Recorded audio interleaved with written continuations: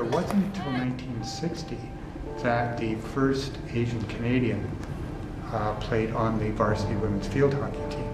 It had been going from 1908 to 1961, and it was pretty much European white players. The team always had a high profile, one of the higher profile women's sports on campus. I think one of the interesting aspects of women's field hockey is since the 1940s until today, they've had 4 coaches over a span of about 60 years. Outstanding coaches. Couple more, here we go. Good! All the way! My name is Poonam Sandhu. I am a Vancouver native. I grew up in East Vancouver. I'm a first generation Canadian. My parents were born in India. My grandparents immigrated from India in the 70s. So I started playing field hockey at the age of 9, so in the year 2000. Started playing, my dad actually played field hockey for Canada, represented Canada in 3 Olympics, played in 2, coached in 1. So I think he was a major influence in why I chose field hockey as my main sport. I think, one thing that I love is the fact that our story, our history is a bit different, but we all sort of walk the same paths. Women's field hockey started in 1908. It was one of the 3 original sports on the UBC or McGill University College campus.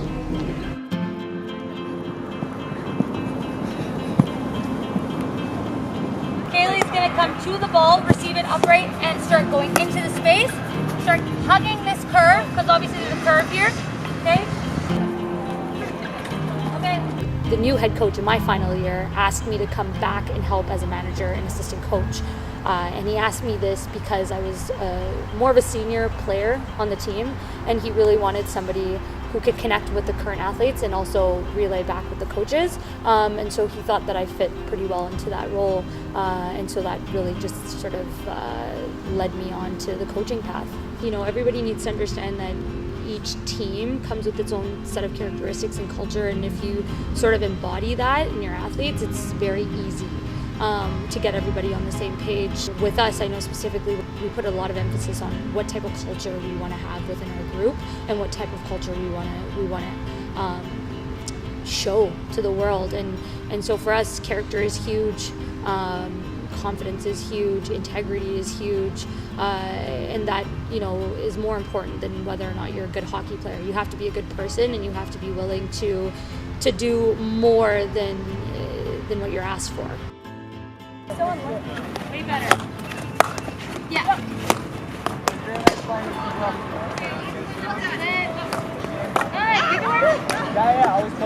Hi, I'm Kaylee Chow. I'm in second year science and I'm with the varsity field hockey team.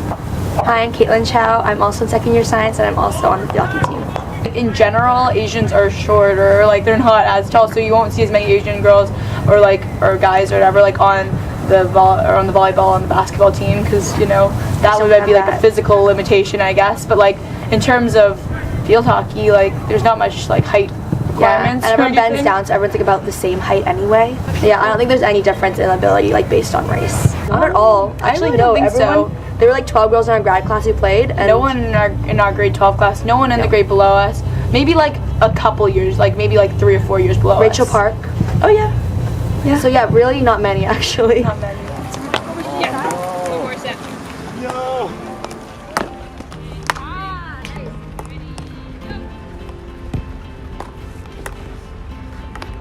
And Tippers, I want you guys to beat that ball. So the shift over to field hockey was quite different for me because I wasn't used to growing up around being a minority and being a very obvious minority.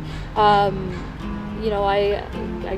realized when I first joined the national team that I was the first East Indian player to ever play for the national team, which to me was insane because I would have never thought that was something that hadn't been done before. I wouldn't have thought hey, this is why I'm playing this sport, to break these sort of records, but it was just mind-blowing to me that nobody's ever done that before, because I felt that what I was doing wasn't any different from other people.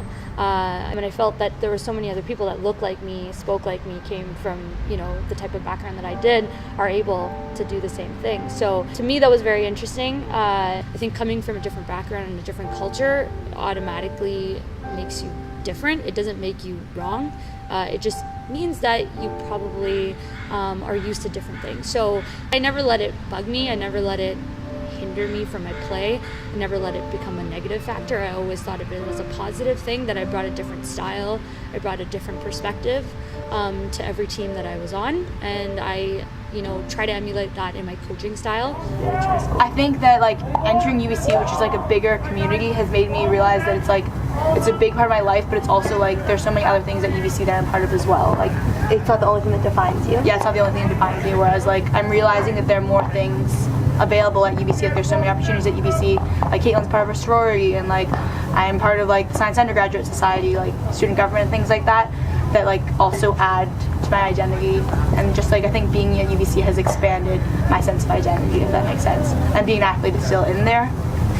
Especially with Canadian universities, we do a very good job, especially with the fact that, one, we have to have open tryouts. We have to allow the athletes of this university to come in and try out. We can't say no to them based on the fact that we've already made up our roster. It's a Canadian-wide rule, and I definitely agree with it. I think that anybody should be willing to partake and participate if they want to.